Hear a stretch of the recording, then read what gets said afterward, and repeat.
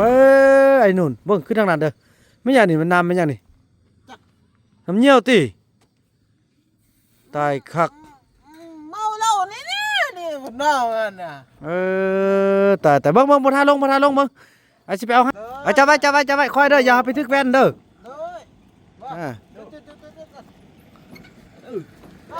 นอนขดขึ้นไงป้า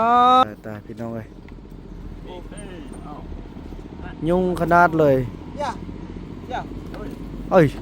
อันแป้งเด็กอยู่บอกอยู่หมดแล้วแป้งดีหมดแล้วแป้งนี่แหละดีหมดแล้ว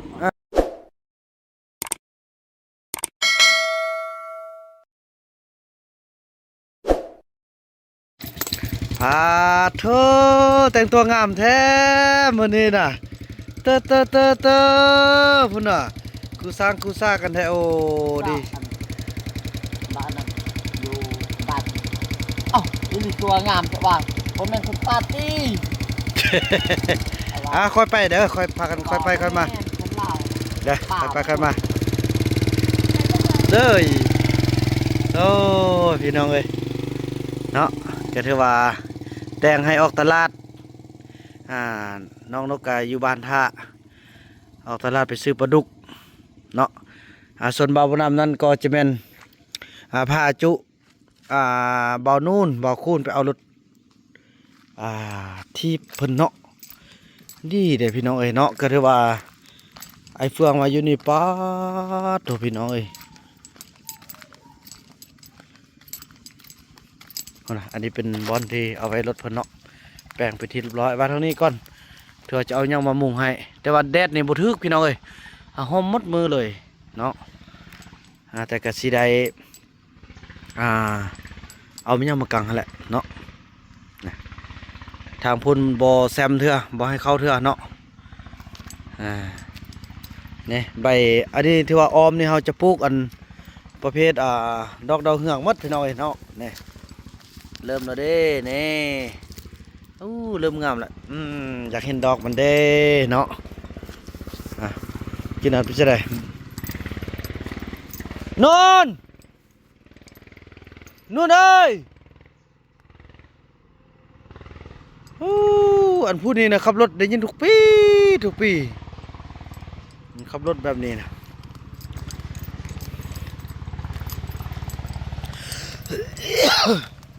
นอนนู่นเอ้ยไอ้เฟื่องก็ลงไปบอกแล้วมันยังบอกกันขึ้นมาบ่อยากได้นึนอนขึ้นไปเอารถเด้อไปเอารถทิพย์เด้อ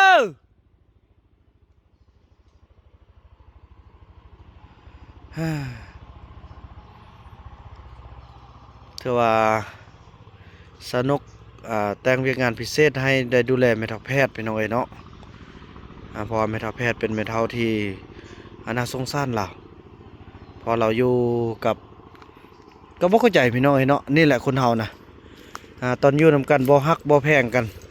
บาจิตายก็จะจึงฮู้ความฮักความแพงโอ้ยเนาะนี่ก็เปิดเพลงขึ้นมานี่ไว้เด้อมา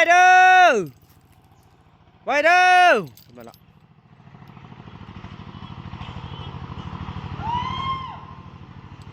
โอ้เปิดเพลงอีกเมาแล้วเต้นั่นน่ะคุณพาโธขึ้นมาละเมาละเราพอทาจันบ่มดบ่ซ่วงนะพี่น้องเอ้ยโอ้ย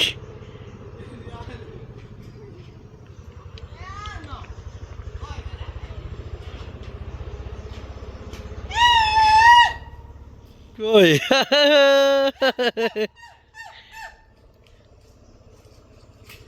ได้คุณไอ้อัดคลิปมันบอกอัดคลิปแล้วเถอะไปย่าใส่ซิปในแม่หน่อจงโป่งนี่เขาซิปแตกเซหมดเลยฮิตมันแตกนะโดยไปปะโตโดยบ่เป็นยังเนาะเขาบ่เฮ็ดมันบ่ค่อยเด้ไปจับตอด ลึงเลยเอวยังยังก็ เบิ่งไปเบิ่งมาเบิ่งไปคือว่าย่อตาเจียไปหมดละไอ้นุ่น หมอ ผู้ใดฟอนงามเอาละฟอนเด้อเด้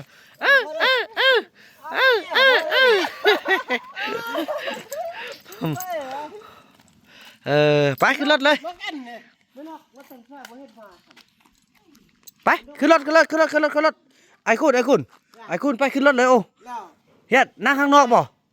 เรามื้อนี้เรา เออน อกจีลม ลมมาซะได้ ลมแล้วไอ้กอดทำน้องนี่แล้วก็มื้ออื่นเอาชื่อโทรศัพท์เอาน้องแดเด้อ ป้าตัวหัวใหญ่ขนาดเลยสิให้ ใจหลายๆเด้ออ่ะ โอ้ตัวหัวใหญ่ขนาดนั้นแนวโทรศัพท์ก็มีอยู่หั่น อ้าวอันนี้ของน้องเด้ เบิ่งแม่ย่าน้องมื้ออื่นนี่จิล่มให้อ้ายฟังดีๆให้อ้ายกอดน้องวันหนึงแล้วก็ให้อ้ายไปซื้อโทรศัพท์ให้น้องเด้ว่าล่ะฟ้าปั๊บหมักสิบเลยว่าล่ะอันนั้นน่ะเนาะจักกี่มื้อแล้วบ่ได้อาบน้ำเหี่ยวเหม็นหมดอะทรงหั่นน่ะ น้อ แม่ อันนี้น้องอาบไปใช่ โอ้นี่งามแล้วนี่สุดยอด อาบแล้วได้โตเข้ามาเลย ย่า นี่คือว่าคิวเราเด้อพากันนั่งนอกเด้อไอ้สินั่งเด้อเด้อปก ยันยังก็ มันคิวเรา ก็เป็นยังไง โอ้เป็นโอ้ไอ้ขับรถแล้วบ่นึงไอ้เมาแล้วพารถเจิดไปเลย เออ ปิ้นเนาะ พี่โนนั่งนอกเอาเนาะไปขึ้นรถแล้ว อีกคู่นี้จะว่าดีๆกันนะ ว่าซะได้ ใจหลายๆว่าดี มีแต่ว่าไอ้กอดบัดนึง นี่ไอ้บักกอดเนาะ กอดเราซื้อโทรศัพท์ให้โอ้เน้อไปขึ้นรถป้าคันเป็นผู้สาวก็สิแค่นั้นนี่บ่งามบ่อึดมันยังแม่นน่ะคือสิมีค่าแต่ว่าเนี่ยโอ้ด่าโอ้ยหมอมพุ่นว่าอันความเข้าอยากได้พี่น้องเอ้ยฟอค่อยว่ากันเนาะไปขึ้นรถไปขึ้นรถไปเอามื้อนึงค่ำก่อนแหละไปไปขึ้นรถไปขึ้นรถเลยหัวใหญ่ขนาดหัวนักธุรกิจแท้เด้อนี่ไปอย่าฟ้าเปิดเด้อบัดเอาขึ้นรถกันไปrồiไปขึ้นข้างล่างเลยพวกเราน่ะย่าแกจนจิบ่ได้ละเฮ้ยเอ้ยย่าปาดเราอยู่แอวพูละแก้วพูละกวดมาไอ้คุณขึ้นเลยไปเอารถจักรเฮาวิโก้ ขนาดกัน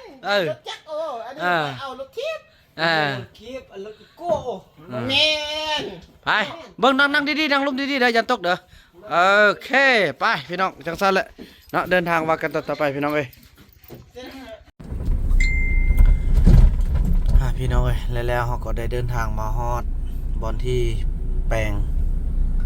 รถเนาะพี่น้องเนาะหรือว่าคำพอสมควรจะได้ใต้ตาพี่น้องเอ้ยจุดนั้นแท้อยู่ทางนอกพุ่นเขียวเราพี่น้องเอ้ยเราพระจันทร์ยังบ่ทันหมดเถื่อ โอ้พระจันทร์นี่กินอิ่มกินเลือดแท้เด้อเลือดไว้ให้ลูกให้หลานจนเมาจนนั่นแท้ว่าคำน้อยแท้มื้อนี้งดบ่ให้กินปูนไปซอกอยู่นอกย่างไปซอกอยู่นอกแต่เช้าซอกก็บ่ได้โอ้เนาะแต่บ่มีเงินมันไผจะให้กินเครื่องก็เหี่ยวใส่ส่ง2-3 มื้อเดี๋ยวนี้ฮอด5 มื้อมื้อนี้แล้วพี่น้องเอ้ยก็ถือว่าบ่อันนั้นเด้ว่าแล้วก็บ่ฟังเอาแต่ว่าพี่น้องฮอดแล้วบ่พี่เอาเนาะเอาไว้ลุ่มนี่เอาเนาะออกง่ายเด้โอเคโอ้เปิดเพลงเด้นะพี่น้องเอ้ยป๊าดโถพี่น้องเอ้ยบอกให้ปิดเพลงกระทั่งยากแล้วพี่น้องเอ้ยเนาะโอ้ยตายไม่หยังย่อนอนซะนี่ เมาแล้ว เมาเหล้า ไอ้บ่เมาล่ะ ป้า น้องเมาก็ย่าบ่ฮับพวกมันเด้อ บ่ปลุกวะ บ่พวกมันดอก ย่าเบิ่ง มากันนี่ ไปไอ้นุ่นเบิ่งขึ้นทางนั้นเด้อไม่อย่างนี่มันน้ำไม่อย่างนี่น้ำเงี้ยวติตายคัก เมาเหล้านี่บ่น้องนั่นน่ะ แต่เบิ่งบ่ท่าลงเบิ่งไอ้สิไปเอาให้รถน่ะเบิ่งบ่ท่าลงแล้วเมาแล้วบ่นึงก็ตกเจ็บไปแล้วเอ้ยนั่งกันเด้อนี่ เด้อสบายดี จากแล้ว น้องนี่บ่เมา บ่เมามันบ่ โอเค โอ้โหโอ้โธ่บ่เมาแต่ บ่เมานี่ โอเคแล้ว ป้าไอ้นู่นเนี่ยซะเด้อ ดีๆแล้ว อันนี้เนาะก็ไอ้รถอีนู่นดิ เอาจับไว้ค่อยเด้ออย่าไปทึกแว่นเด้อ เลยว่า อ่า นู่นขดขึ้นไง ป้าโถพี่น้องเอ้ยนี่แหละอย่าสิพากันกินเหล้าน่ะ บ่ได้เด้อย อมเลยพี่น้องเอ้ย บ่ได้ดอกมันต้องมาเจียว ตัวนี้มานี่ เต็มคันหนึง แต่ว่าเฮาสิได้อัดโอเสียว จังหน่อยแล้วเขาอ่ะ ป้าโถมาเฮาสับรถกันเนาะลงไหมสภาพอย่าสิพากันกินไล่เด้อแต่ยาน กิ ได้ น เลย ไรน้องเจ้าเมาเนาะ เอาน้องนั่งกันเด้อบ่ต้องลงเด้อไปเอารถตึ้มก่อนเด้อน้องจะไปเปิ้นไปคนเดียวก็ บ่อยู่ไส ไอ้นี่น้องเนี่ยขี่ไปคนเดียวเลย บ่ได้ไปขี่อยู่บ้านบ่ได้ขี่อยู่บ้านบ่ขึ้นรถน้ำไอก่อนบ่ได้ขี่ไปผู้เดียวบ่ได้มันกลางคืนแดดมันค่ำมื้ออื่นก่อนเว้นก่อนบ่ได้ไปเอาขึ้นเลยเนาะมื้ออื่นจะไปขี่อยู่บ้านเนาะ ตะเว้นนี่ดิ โอ้ตะเวนสิตกบ่แม่นตะเวนออกได้นี่น่ะมาจับรถได้บ่เฮ็ดนั่นน่ะโอ้ยตายพี่น้องเอ้ย โอเคเอา ยุงขนาดเลย ย่า เอ้ย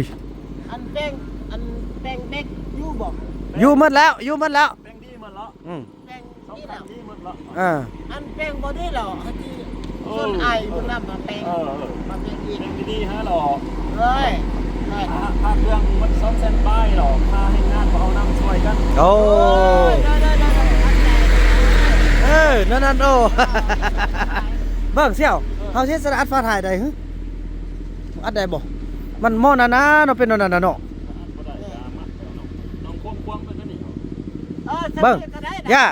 สั้นๆเนาะอันไอ้คุณขึ้นไปนั่งจับเด้อพอเอาลงบ่ได้เด้อันอย่าถือไอ้นู่นไปขึ้นเลยไอ้ไปโอนเงินมานึงก่อนเด้อมาเสี่ยวเบิ่งบ่ได้แน่เห็นบ่แน่บ่ได้ มันจะนั่งกับแป้ง ขึ้นไปนั่งพุ่นเอาขึ้นไปนั่งแล้วจับอีนู่นได้จับรถได้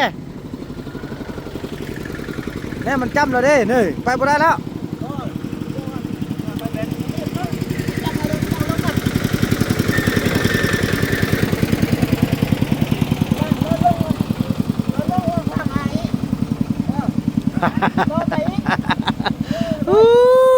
ยุงกระดัดยังตัวนี้มาเนี่ย เรายกขึ้นบ่อันนี้เราอัดเนี่ยอัดเบิ่ง โอ้ยเป็นเวียกขนาดเนาะ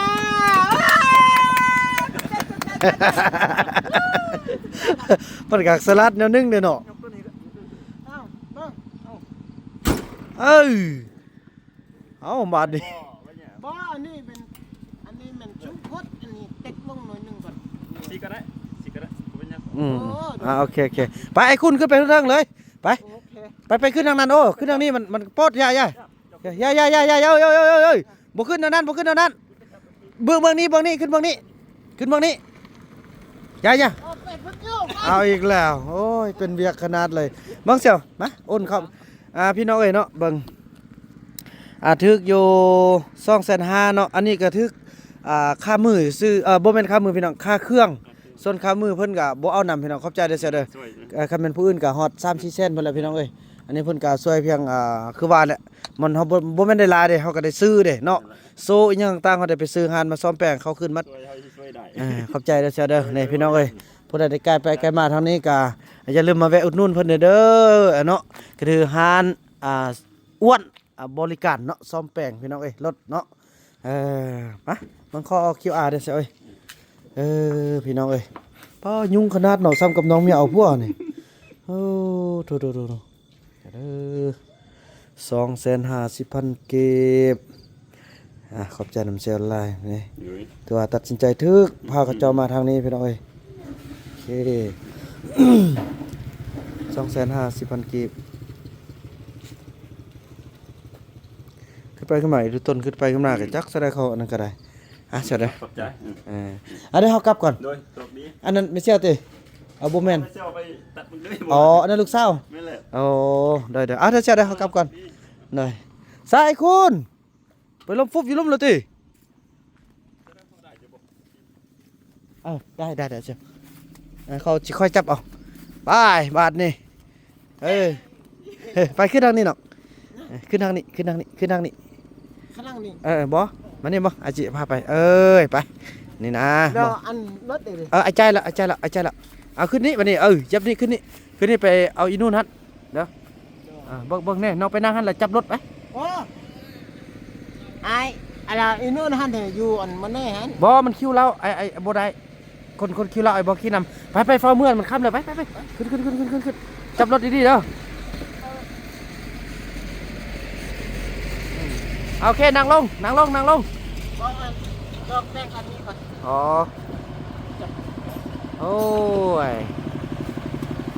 สิบขึ้น เออ เท่อะ เห็นแล้วเนาะนั่งจับเอาเด้อไปเบิ่ง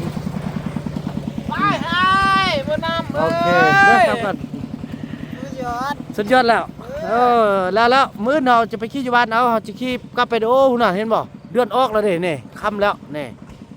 เรามาเรา บ่พี่น้องบ่แม่นตะเว้นเด้พี่น้องเดือนเนาะ นอกเดือนบ่แม่นตะเว้นหรอกบ่แม่น จังซั่นเด้อเบิ่งดีๆเด้อเดี๋ยวว่ากลับบ้านกันเนาะพี่น้องเอ้ยคลิปนี้บ่าวนํจะขออนุญาต ไปฮอดบัญชีญาแล้วชื่ออันโทรศัพท์หือหนอ เบิ่งมือตัวจริงกันไอ้มีเงินก่อนมันก็เนาะเฮ็ดเวียกนำไอ้ดนๆกันมาคือหือน้องเด้เฮ็ดเวียกคือไอ้คำน้อยแม่คำน้อยเฮ็ดเวียกบักโดนแล้วจึงซื้อให้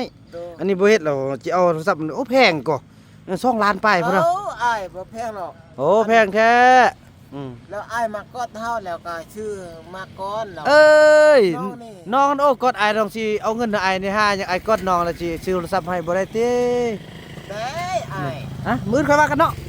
พี่น้องเอ้ยคลิปนี้บ่ต้องคิดบ่ต้องฟันว่าจะได้กินแบบนี้พี่บ่าคันว่าคนงามแค่ได้นี่ให้กอดว่าสิแลกโทรศัพท์ว่าซั่นผู้ใดจะกอดตัวเองเนาะก็เส้นก็เอ็นก็แบบหัวใหญ่เกินไปเนาะบ่มีทางจะได้กินแบบนี้นะยอมแล้วเนาะได้ช่วยเท่าที่จะช่วยได้จังซี่แหละพี่น้องเอ้ยบางอย่างที่บ่เป็นตาช่วยเขาก็บ่ต้องช่วยเนาะพี่น้องเอ้ยคลิปนี้บ่าวนำขออนุญาตจบคลิปกันซ้ำนี้ก่อนแล้วก็ว่ากันใหม่ในคลิปต่อไปพี่น้องเอ้ยคลิปนี้บ่าวนำขอกล่าวคำว่าสบายดี